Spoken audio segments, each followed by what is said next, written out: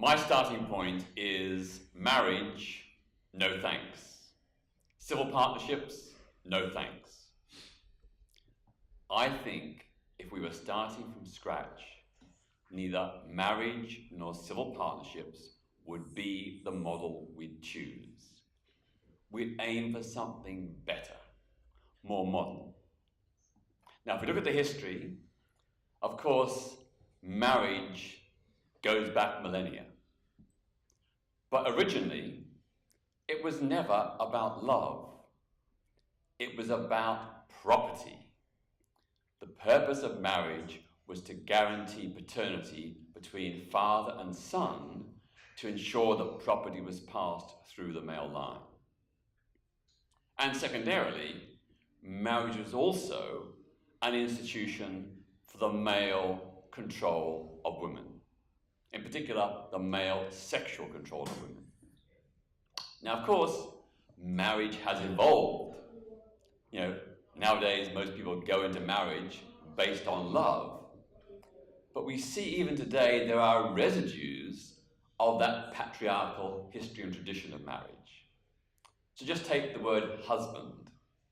An alternative meaning for the word husband is to manage and control, which is what historically many men did to their wives.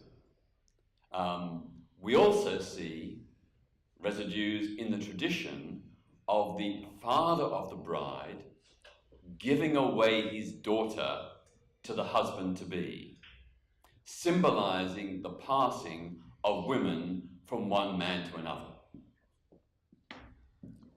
Civil partnerships are new and different. That's true. But in essence, civil partnerships are marriage light. They're the same basic model. And there are some differences. Of course, there's no husband and wife. There's just the term civil partner. Adultery is not a grounds for divorce.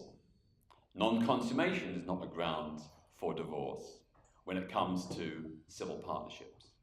But otherwise, in basic essence, the two are the same kind of institution, basically by different names. So my question is, if we were starting from scratch, what would be the model we might devise? I don't think it would be marriage or civil partnerships. I propose an alternative, not to replace or abolish, but an alternative for people who want it, and I've called it a civil commitment pact.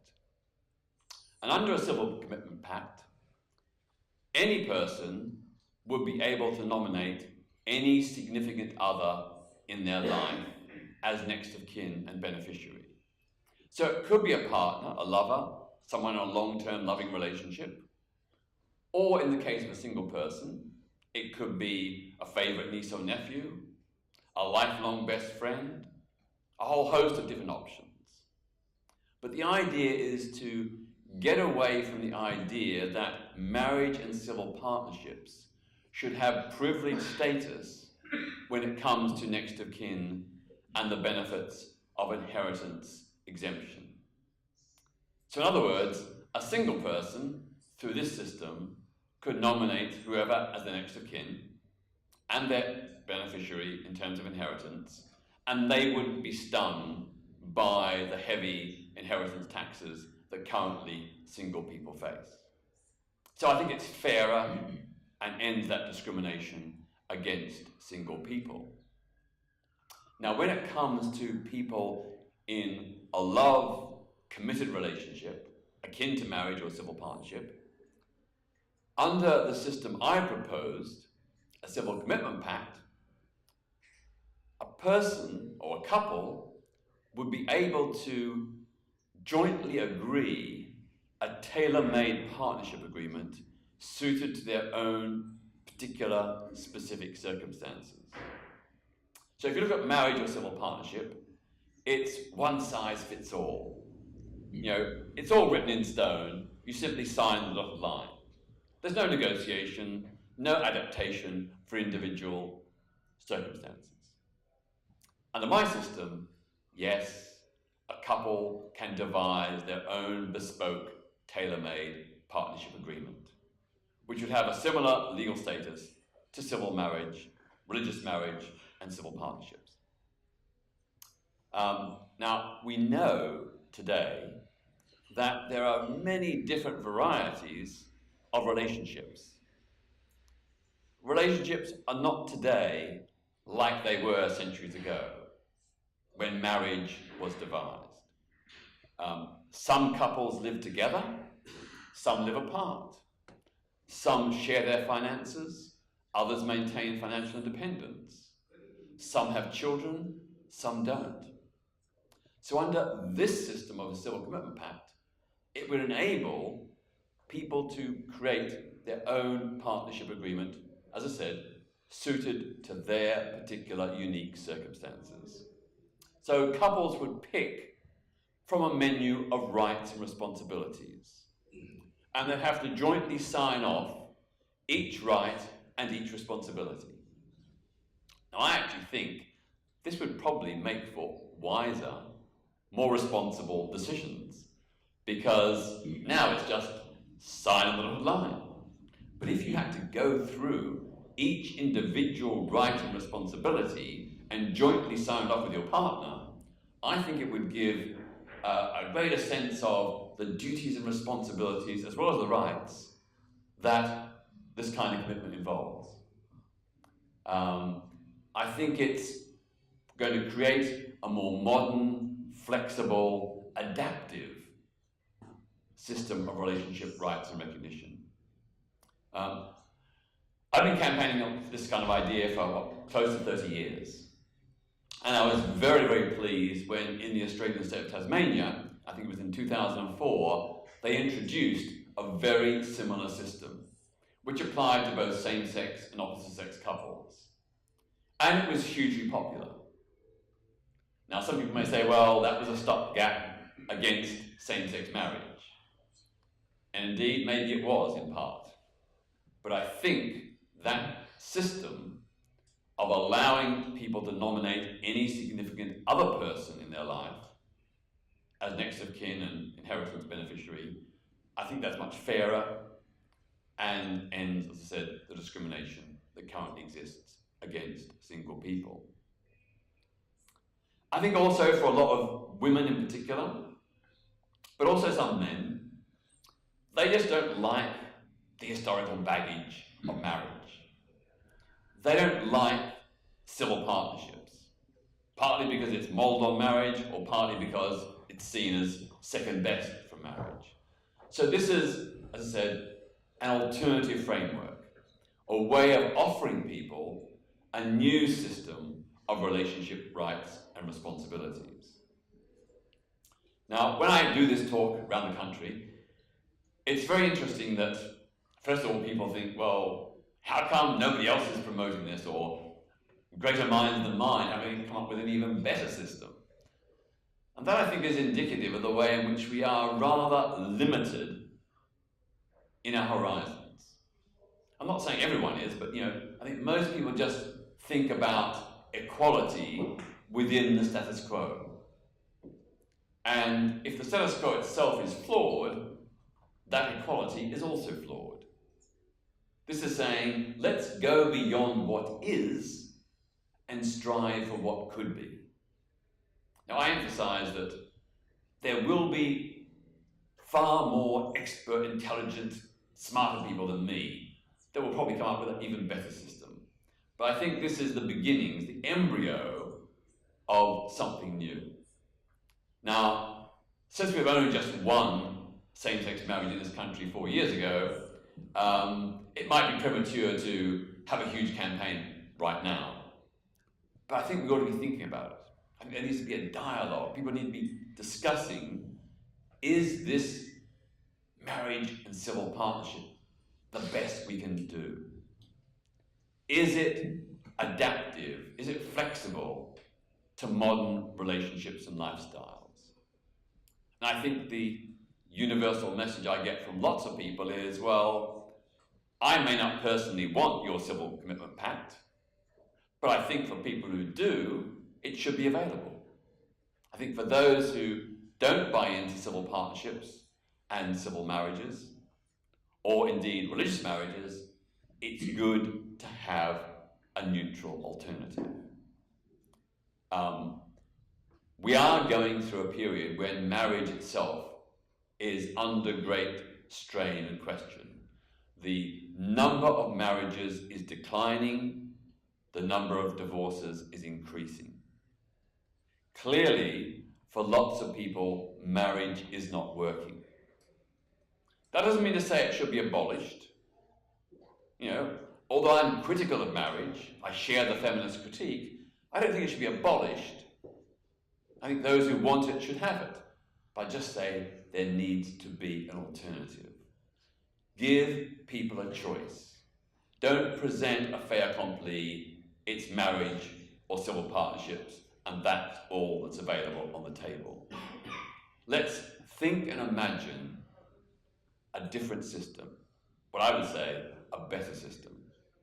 And I think if we do, then we are opening up a discussion that really has been off the agenda for centuries. You know, people seem to just take it for granted that marriage and more recently civil partnerships are the only game in town. And for some people they will be. But let's have a conversation. Let's have a discussion. Let's think about what an alternative could be. It's very interesting that I've done this talk on a number of occasions, including on a platform with people from the Marriage Foundation, who are very much committed to marriage. But even some of them, despite their love of marriage, recognize that it isn't for everyone. And when we have so many people not marrying, when we've got so many cohabiting couples, why not give them alternative? Why not give them a legal rights and responsibilities framework that perhaps will give them the security, the commitment they want, but not force them into this traditionally heterosexist and indeed patriarchal model. I think within our own community, it's understandable that we fought for civil partnerships and marriage equality. You know, discrimination against same-sex couples was never a good or justifiable thing. So it's understandable that we wanted what straights have got. But as I said, if what straight people have got is flawed, if it's not the best that could be, why settle for it? Why just go along with what is? And I think this is opens up a wider question about the whole equality agenda.